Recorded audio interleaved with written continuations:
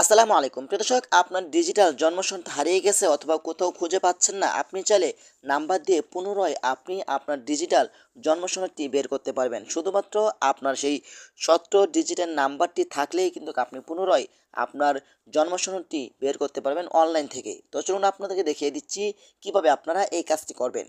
তার আগে ছোট্ট একটি কথা বলবো, যারা আমার ফেসবুক পেজে নতুন অবশ্যই আমাদের পেজটি ফলো করে রাখুন এমন গুরুত্বপূর্ণ নতুন নতুন ভিডিও পাওয়ার জন্য। তো এই কাজটি করার জন্য ফার্স্ট অফ অল আপনি চলে যাবেন আপনার ফোনের ক্রোম ব্রাউজারে আসার পরে এখানে আপনি চার্জ বক্স পাবেন। চার্জ বক্সে আপনাকে যেটা লিখতে হবে, এখানে আপনি টাইপ করে লিখবেন ভেরিফাই bdrs.gov বিডি ডট, এটা লিখে আপনি চার্জ করে দিবেন। চার্জ করে দেওয়ার পরে কিন্তু তার আরেকটি কথা বলবো, এখান থেকে আপনারা ডেস্কটপ সাইটটি মোড অন করে নেবেন। এখানে ক্লিক করে কিন্তু আপনারা এখান থেকে এটা আপনার টিক মার্ক দিয়ে নেবেন। আমার যেহেতু টিক মার্ক আছে আপনাদের জন্য সুবিধা হবে। ওকে, তারপর আপনি একটু জুম করবেন। জুম করার পরে কিন্তু আপনি দেখতে পাবেন এখানে জন্ম নিবন্ধন যাচাই করুন, এখানে আপনি ক্লিক করবেন। ওকে, এখানে ক্লিক করার পরে কিন্তু আপনার সামনে এমন একটি অপশন আসবে, নিচে দেখতে পাবেন এখানে আপনার 17 ডিজিটের যে জন্ম সনদ নাম্বারটি রয়েছে এখানে নাম্বারটি দিয়ে দিবেন। ওকে, তো আমি নাম্বারটি দিয়ে দিচ্ছি। হ্যাঁ, এখানে নাম্বারটা আমি পেস্ট করে দিচ্ছি।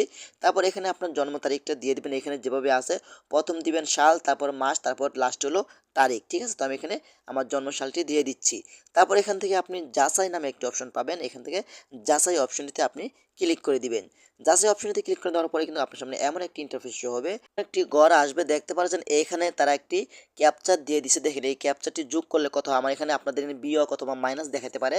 আমার এখানে বলছে 35 প্লাস 46 কত হয়, 35 প্লাস 46 81 হয়। এখান থেকে আমি 81 দিয়ে দিচ্ছি। ওকে, তো আমি এখানে 81 লিখে দিচ্ছি। হ্যাঁ, 81 দিয়ে দিচ্ছি। তারপর এখান থেকে চার্জ অপশনেতে ক্লিক করলে কিন্তু আপনারা দেখতে পাবেন আমার ডিজিটাল জন্ম সনদটি বের হয়ে আসছে। তখন আপনি এখান থেকে সেভ করে নিতে পারবেন। সেভ করে নিয়ে কম্পিউটার দোকান থেকে 10 টাকা দিয়ে বের করতে পারবেন। এই থ্রি ডট আইকন উপরে আপনি ক্লিক করবেন। তারপর এখান থেকে আপনি শেয়ার অপশনেতে ক্লিক করবেন। এখানে ক্লিক করার পরে কিন্তু এখান থেকে আপনি সাইডে আসবেন, আসার পরে এখানে আপনি প্রিন্ট পেয়ে যাবেন। আপনি এখান থেকে প্রিন্টে ক্লিক করবেন। তারপর এখান থেকে আপনি চাইলে পিডিএফ আকারে এখান থেকে সেভ বাটনে ক্লিক করে আপনি গ্যালারিতে নিতে পারবেন।